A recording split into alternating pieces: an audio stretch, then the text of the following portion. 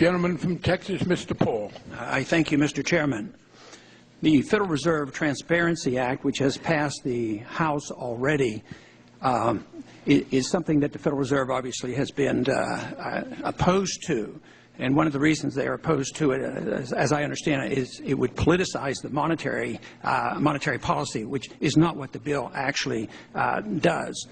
But the other reason they give is that if Congress had any subtle influence, they would inflate more than the Federal Reserve might want to. But it's sort of ironic. The Federal Reserve kept interest rates too low too long, and the consensus now in the financial community is that is true. Interest rates are now still down at 1%, so hardly could the Congress influence the Federal Reserve in a negative way by causing them to inflate even more. But there has been a political cozy relationship between Congress and the Federal Reserve, although the Congress has been derelict in their responsibility to perform oversight.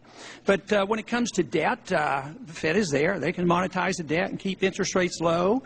The Congress can keep spending and get reelected. They don't have to raise taxes, so the Fed can act as a taxing authority. You print the money, dilute the value of the money. Prices go up.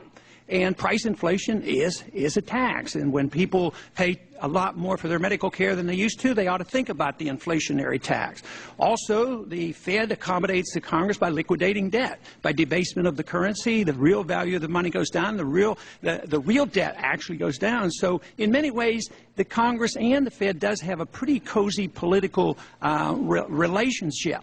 But I would like to get to more specifics on the transparency bill, because it has been reported in the past that during the 1980s that the Fed actually facilitated a $5.5 billion loan to Saddam Hussein, and he then bought weapons from our military-industrial complex, and also that is when he invested in a nuclear reactor. A lot of cash was passed through, and a lot of people suppose it was passed through the Federal Reserve when there was a provisional government after 2003 invasion. It was not, that money was not appropriated by the Congress as the Constitution says. Also, there's been reports that the cash used in the Watergate scandal came through the Federal Reserve. And when investigators back in those years tried to find out, they were always stonewalled, and we couldn't get the information. But my question is, you object to this idea that I would say, give us 6 months. After 6 months, we could find out what we're doing. But what about giving us, give you 10 years? Would you grant that the American people deserve to know whether the Federal Reserve has been involved in this and what kind of shenanigans they're involved with foreign countries and foreign central banks, and find out, possibly you're working right now to bail out Greece for all we know. But would you grant that after 10 or 15 years, the American people deserve to know? It seems like if the Fed was not involved with this, at all, it would be to your advantage to say, no, we don't do stuff like that. But why couldn't we open the books up 10 years back and find out the truth of these matters?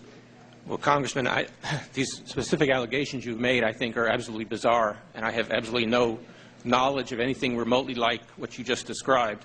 As far as the 10 years, after 5 years, we produce complete transcripts of every word said in the FOMC meeting, and so you have every word in front of you. But can we get the results of every agreement, every loan made to every single thing to foreign governments? Yes, sir. Well, I'll tell you what, there's been a lot of information. When this came out in the early years, they did have an effort, and the Federal Reserve never participated in this. And it's easily covered up. But I think eventually, though, because this system is not viable, and that it is this cozy relationship, that we will get to the point where something will have to be done about this financial system. So as long as we continue this cover-up, and quite frankly, I do not believe that the real effort to facilitate some of these things that have been done in the past would become available to us, because it is in the interest of the Federal Reserve to make sure that the people don't know. And right now, today, is it quite possible that, have you talked with any international groups about us participating in a bailout of Greece? I have not. But the Federal Reserve, under the law, are capable of doing this. Isn't it correct that the Fed can buy debt of other nations? Under the Monetary Control Act of 1980, is that not permissible? Yes, that's true, but we have no plans whatsoever to be involved in any foreign bailouts or anything of that sort?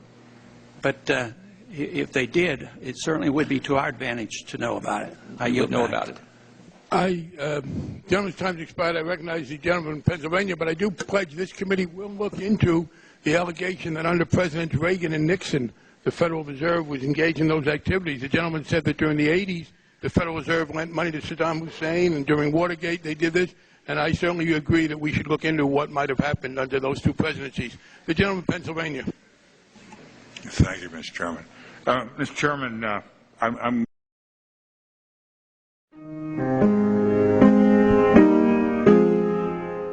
It's not about justice, it's not about agenda, it's not about mobilizing people, it's about dialing for corporate dollars. These two parties have sold the U.S. government and the American people to the highest bidders.